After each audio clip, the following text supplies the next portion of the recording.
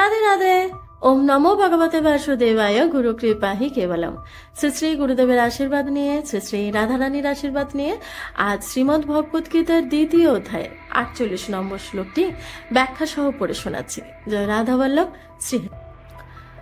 আগের শ্লোকে কর্ম করার নির্দেশ দিয়ে ভগবান এবার কর্ম করার সময়ে সমতা বজায় রাখার প্রণালী জানাচ্ছেন। যোগস্থ কুরু কর্মাণি সঙ্গং ত্যক্তা ধনঞ্জয় সিদ্ধ সিদ্ধ সমভূতা সমত্ব যোগ উচ্চতে। অর্থাৎ হে ধনঞ্জয়, তুমি কর্মফলাসক্তি বর্জন করে সিদ্ধি অসিদ্ধিকে সমান জ্ঞান করে যোগস্থ হয়ে কর্ম করো, কারণ এই সমত্বকেই যোগ বলা হয়।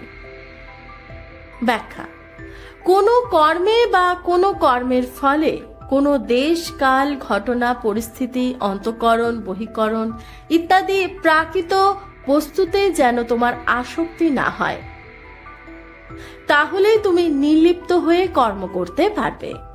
তুমি যদি কর্ম বা ফল ইত্যাদি কোনো কিছুতেই আবদ্ধ হও, তাহলে নির্লিপ্ততা কি করে থাকে এবং নির্লিপ্ততা ছাড়া ওই কর্ম কেমন করে মুক্তিদায়ক হবে?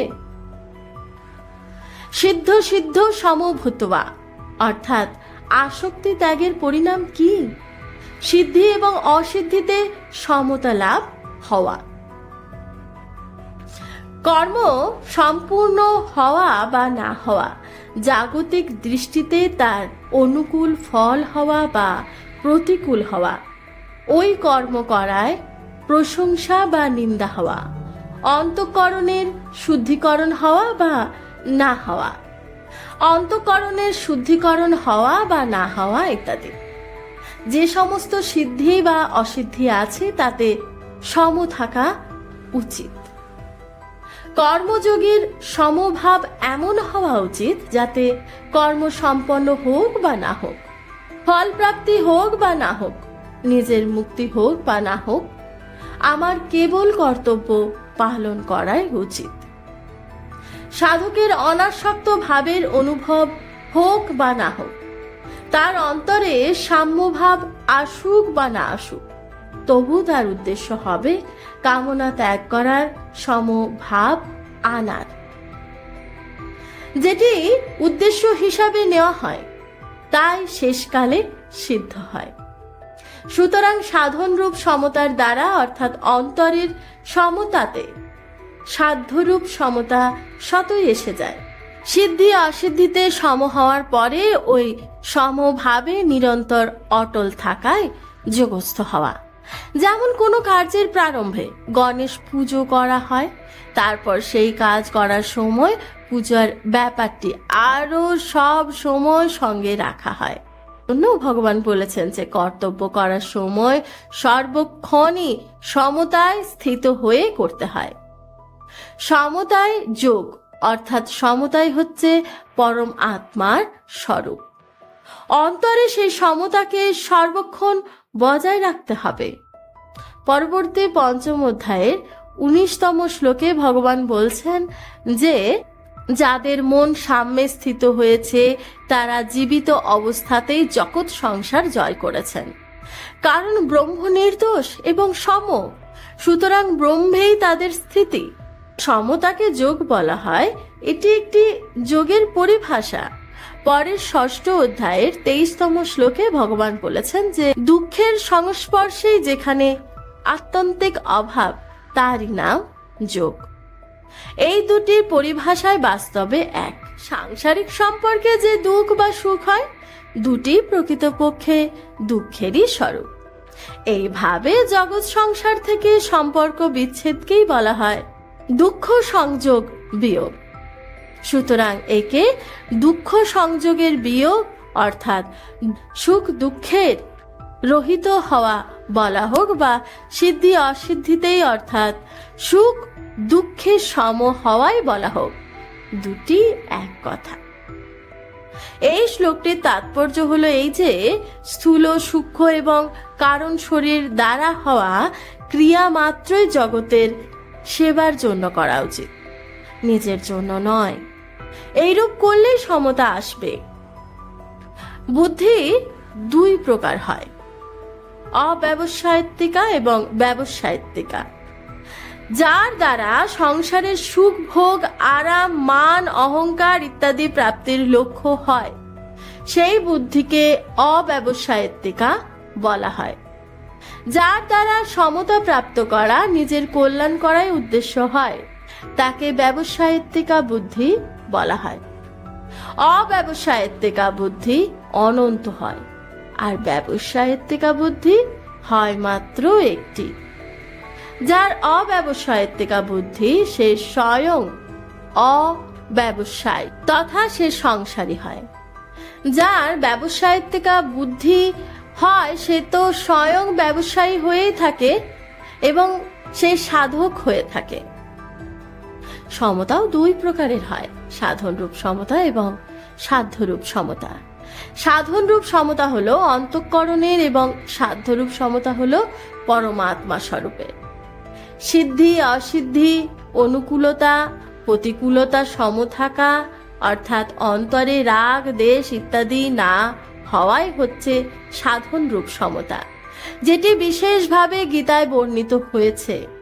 এই সাধন রূপ সমতার দ্বারা যে সত্য সিদ্ধ সমতা প্রাপ্তি হয়, সেটি হলো সাধ্যরূপ সমতা, যার বর্ণনা এই অধ্যায়ের 53তম শ্লোকে তদা যোগম বাপসসি পদের দ্বারা করা হয়েছে।